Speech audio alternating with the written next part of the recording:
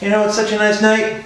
We're going for 2. Last week's video got some fairly interesting responses, and there's actually one of them I do want to address. Well, indirectly it's 2 of them, but I'm going to actually address this one specifically. What this one person stated was, in essence, Tiger, you can't say that everybody that plays speedball is a d***. And actually, I completely agree with you. And I bet you didn't see that coming. I completely understand that there's an entire population of players that play nothing but speedball because they really don't have much of a choice. There's no woods ball field anywhere within a 3-hour driving radius, and the only tree is possibly in a public park.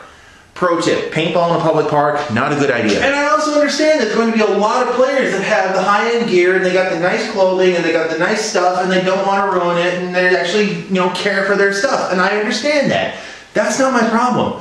My problem is the moment you start calling yourself a tournament player. You see, because there's an insinuation there of, well, you got your paintball players, and then you got your tournament players. That's right. I am better than the regular paintball player because I play tournaments. I am a god on this field, and you will worship me because I play tournaments. I might only play D4, but I am a tournament player because I have the nicer gear, and I have the competitive drive, and I have all the passion to play. So what you gonna do when my E-gun comes for you? Had to be done. Couldn't help it. Had to be done. I have the same problem with people that call themselves scenario players too, because there's a level of elitism that comes with that. And here's the joke of it. Some of the best paintball players that I've ever played with are regular walk-on players because they understand the concept of tournaments are a dead end. What I kind of find funny in all this is that the professionals even acknowledge this fact at some point by saying that you don't get jacked by calling yourself a professional paintball player.